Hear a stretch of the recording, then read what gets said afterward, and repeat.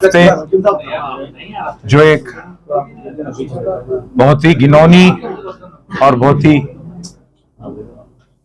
Unfortunate जो एक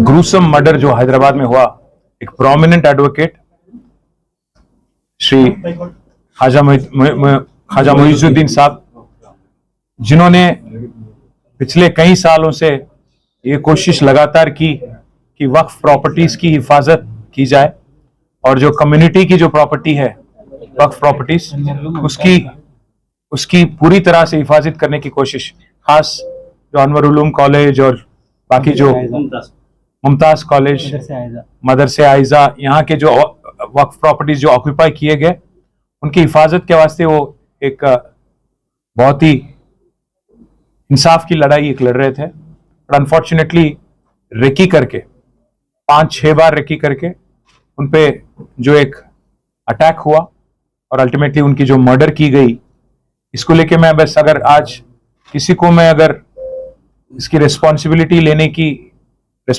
लेने के लिए मैं डिमांड करूंगा तो सिर्फ और सिर्फ ये स्टेट के होम मिनिस्टर को, क्योंकि ख्वाजा मुइजुद्दीन साहब ने एक बार नहीं 2-3 बार पुलिस को बताया, इन राइटिंग उनको शिकायत किया कि भाई मेरे पे ऐसा होने का मुझे एक शक है, रेकी कर रहे हैं मेरे पे, मैं इंसाफ की लड़ाई लड़ रहा हूं। दूसरी तरफ वहां पे बहुत ही बड़े बड़े लोग आए, वो आके खुद हमको धमकी दे रहे हैं, तो जल्द से जल्द मुझे कुछ सिक्योरिटी दो। ना पुलिस रिस्पॉन्ड करी, ना स्टेट की कोई रिस्पॉन्सिबल ऑफिशियल इसको लेके कुछ सीरियसली लिए। अनफॉर्चुनेटली उनका डेथ हो गया 23 मई को, और ब्रॉड डे लाइट, खुलेआम दिन दहाड़े उनकी हत्या की गई। अनफॉर्चुनेटली अभी तक उनकी जो फैमिली है, उनका बेटा फरहान और उनके घर वाले आज तक उस सदमा से बाहर नहीं निकले, एक हफ्ते के बाद भी, और इतने में उनका ग्रैंडफादर का भी डेथ हो गया, फरहान का। तो इस फैमिली को आज पूरी तरह से इनकी हिफाजत, उनको पूरी तरह से सिक्योरिटी देना गवर्नमेंट की जिम्मेदारी है। मैं स्टेट के चीफ मिनिस्टर जो कि होम मिनिस्टर भी हैं, उनसे मैं डिमांड करता हूं यहाँ पे एक पुलिस कैंप लगाइए और एक बच्चे को एस्कॉर्ट सिक्योरिटी दीजिए, क्योंकि ये भी 8 साल से प्रैक्टिस कर रहे हैं, ये भी अपने पापा के साथ काम कर रहे थे इस केस पे। और दूसरी तरफ जो लोग हैं, कांग्रेस पार्टी के लोग थे, बड़े बड़े लोग थे और बहुत ही रईस लोग थे, तो उनको उनके तरफ से इनको भी आज तक खतरा है।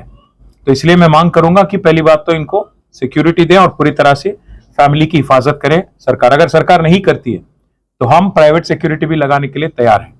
और दूसरी बात मैं ये भी कहूंगा, जो हादसा हुआ, जो मर्डर हुआ, इसको लेके गिरफ्तार तो किया आपने जो गुनहगार है, पर एक स्पेशल पब्लिक प्रोसिक्यूटर को भी लगा के, स्पेशल कोर्ट को भी वहां बिठा के फास्ट ट्रैक ट्रायल होना चाहिए।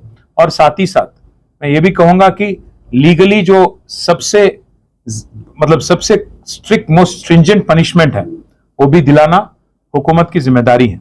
और मैं ये भी साथ ही साथ ये कहूंगा कि अगर एक ब्रॉड डे लाइट में एक लॉयर, और वो भी इतने पॉश एरिया में हैदराबाद में मर्डर किया जा सकता है बगैर सोचे, तो इसका मतलब यही है कि आज कोई डरता नहीं है हुकूमत से या पुलिसिंग से।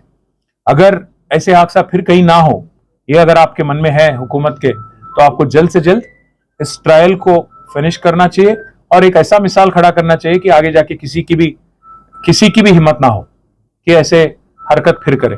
मैं बस हमारे भाई फरहान से और उनकी फैमिली से, मुइजुद्दीन साहब की फैमिली से मैं इतना ही कहूंगा, we share our grief with you, we are with you in this hour of grief, our solidarity is with you, whatever we can do we will raise. I will write to the chief minister to ensure that all the points I have just mentioned, I will elaborately write to the chief minister demanding answers, and we hope for a fast trial.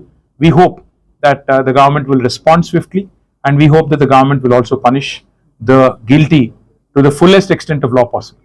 Sir, ये वकील साहब जो है वक्फ protection के लिए लड़ रहे थे, तो ना तो कांग्रेस के दौर में ना तो बीआरएस के 10 साल के दौर में प्रोटेक्शन के लिए क्यों नहीं दिया गया वक्फ के लिए, क्यों जैसा इंडोमेंट को दिया जाता है? काफी आप एक बार देखिए, जो वकील साहब की लड़ाई थी पिछले 11-12 साल से, अगर आप देखेंगे बीआरएस के दौर में क्या किया, वक्फ बोर्ड ने क्या ऑर्डर दिया, आप एक बार चेक कर लीजिएगा, फरहान साहब के पास भी पूरे पड़े होंगे।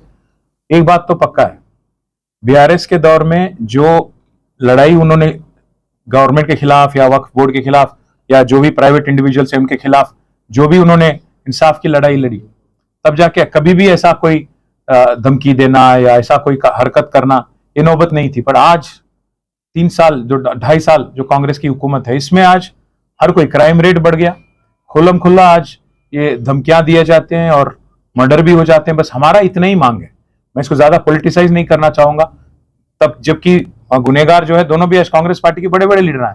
मैं बस इतना ही कहूंगा, जो भी लीडर है, जो भी इसके पीछे है, उनको सबसे कड़ी से कड़ी सजा मिलना चाहिए और स्ट्रिक्टेस्ट ऑफ पनिशमेंट जो भी है, फास्ट ट्रैक कोर्ट लागू करना चाहिए, स्पेशल पब्लिक प्रोसिक्यूटर को बिठाना चाहिए और साथ ही साथ फैमिली को सिक्योरिटी देना चाहिए। बस यही हमारी डिमांड है। सर मैंने उनके फर्जंद से भी पूछा, मैं बस इतना ही सुनिए, पहली बात आज फैमिली की हिफाजत की बात है, उसके हद तक आज बात करते हैं। आगे जाके क्या होगा, गवर्नमेंट का क्या रवैया रहेगा, हमको क्या करना चाहिए, हमको क्या करना चाहिए। अगर गवर्नमेंट प्रोटेक्शन नहीं देती है तो अगर फरहान भाई मंजूर उनको मंजूर है तो हम प्राइवेट सिक्योरिटी लगाने के लिए भी हम तैयार हैं। टीआरएस पार्टी की तरफ से। हाँ बिल्कुल। Thank you, sorry for the inconvenience बेटा। एएचएन न्यूज के यूट्यूब चैनल को सब्सक्राइब करें और बेल आइकन को दबाना ना भूलें ताकि आपको हर नई आने वाली वीडियो का नोटिफिकेशन बर वक्त मिल सके।